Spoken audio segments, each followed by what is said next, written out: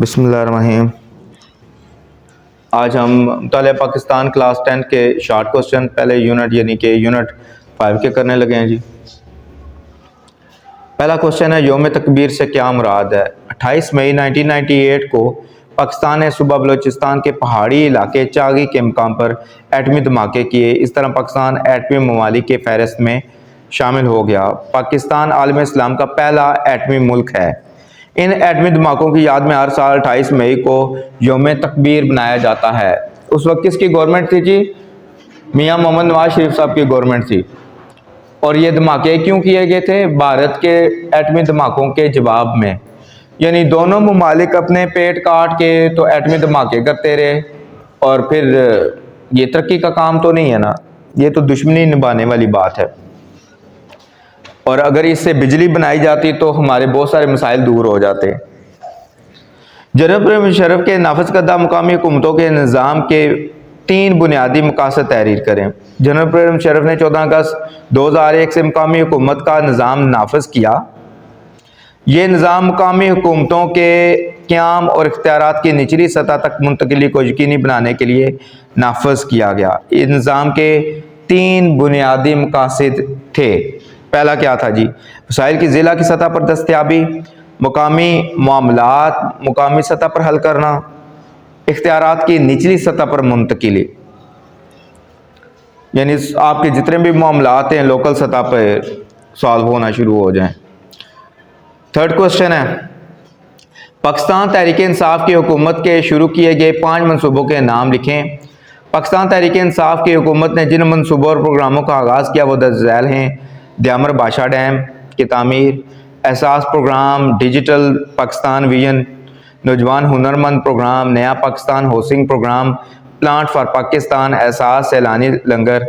ये दियामर बादशाह डैम आपको पता है पानी का ज़ख़ीरा डैम के ज़रिए किया जाता है, जिसकी वजह से बिजली भी बनाई जाती है, खेतों को सैराब भी किया जाता है। अच्छा प्रोग्राम था। एहसास प्रोग्राम से 12,000 रुपया गरीब लोगों को 3 महीनों का मिलता था, जिसकी वजह से कुछ ना कुछ लोगों का गुजारा हो रहा था। इससे पहले इसका जो नाम था बेनज़ीर इनकम सपोर्ट प्रोग्राम था, BISP जिसको कहते हैं। अब दोबारा वो चेंज हो गया। नेक्स्ट है जी digital Pakistan vision. Digital Pakistan vision का मतलब ये है कि आपकी जितने भी पेपर वर्क है वो सारा ख़त्म करके इसको डिजिटलाइज कर दिया गया, कंप्यूटराइज कर दिया गया, जिसकी वजह से आपका बहुत सारा कीमती पैसा जो पेपर में खर्च होता था वो सारे का सारा कंप्यूटराइज हो गया, आपकी बचत होगी, सॉफ्टवेयर में कन्वर्ट हो गया। नौजवान हुनरमंद प्रोग्राम के नौजवानों को हुनर सिखाया जाए ताकि वो अपनी ज़िंदगी आसानी के साथ कमा कर गुजर बसर कर सकें, क्योंकि गवर्नमेंट की जॉब्स तो गवर्नमेंट नाकाम ही रहती है प्रोड्यूस करने में। एहसास सैलानी लंगर।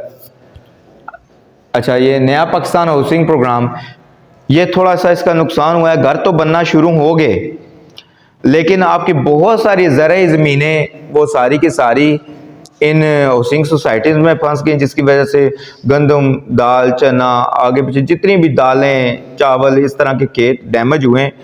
आपकी स्पेशली गंदम बहुत ज़्यादा डैमेज हुई है, जिसकी वजह से अब आपको नेक्स्ट आने वाले दिनों में गंदम भी बाहर से मंगवाना पड़ेगी। प्लांट फॉर पाकिस्तान बहुत अच्छा प्रोग्राम था, जिसकी वजह से पाकिस्तान में बहुत ज़्यादा प्लांट्स लगाए गए, और इसकी वजह से आपको पता है ऑक्सीजन की रेशो बढ़ती है, इसकी वजह से लकड़ी का जो ज़ख़ीरा है वो बढ़ता है, जो फर्नीचर में इस्तेमाल होती है, ईंधन के तौर पे भी इस्तेमाल होती है। एहसास सैलानी लंगर, जिसकी वजह से गरीब लोगों को खाना मिल जाता था, शेल्टर मिल जाता था, और भी बड़े अच्छे इंतजामात हुए। एक और भी अच्छा प्रोग्राम इनका था, वो था इलाज। एक बंदा, एक ख़ानदान 10 लाख रुपए तक का इलाज फ्री करवा सकता था किसी भी अच्छे हॉस्पिटल में।